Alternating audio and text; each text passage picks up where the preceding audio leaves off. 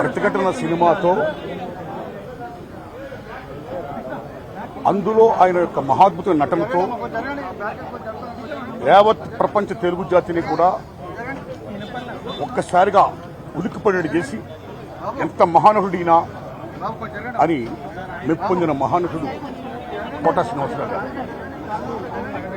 ఓ కామెడీయా, ఓ విలనియా, ఓ సెంటిమెంటా, ఓట కాదు నవరసాలను కూడా పండించి మెప్పించి ఒప్పించిన మహా క్యారెక్టర్ నటుడు కోట శ్రీనివాసరావు గారు. ఒక రాజనాల గారు ఎలా చూశాం, ఓ కైకాల సత్యనారాయణ గారు ఎలా చూశాం, ఓ రావు గోపాలరావు గారు ఎలా చూశాం, ఓ కోట శ్రీనివాసరావు గారు ఎలా చూసాం. మొన్నడు రీసెంట్గా ఆయన శకం ముగిసింది.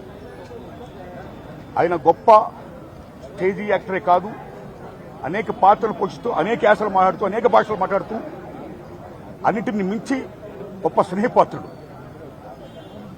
అందరి టెక్నీషియన్ని, నటీనటుల్ని మొత్తం 24 క్రాఫ్ట్స్ కూడా సొంతంగా ఒక అన్నదమ్ముల్లో ఫీల్ అవుతూ గొప్ప ఆప్యాయతలు పెంచిన మహానుభావుడు, ఒక మాననీయ కోణం ఉన్న మహానటుడు కోట శ్రీనివాసరావు గారు.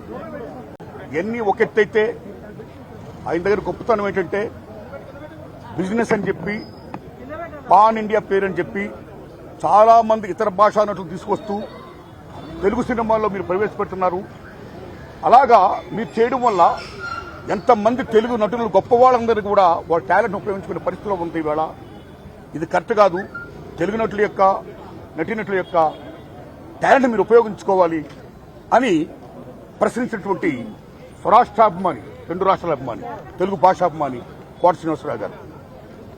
అన్నింటిని మించి వీటితో పాటు ఆయన రాజకీయంగా కూడా అమోఘంగా రాణించాడు ఆయన.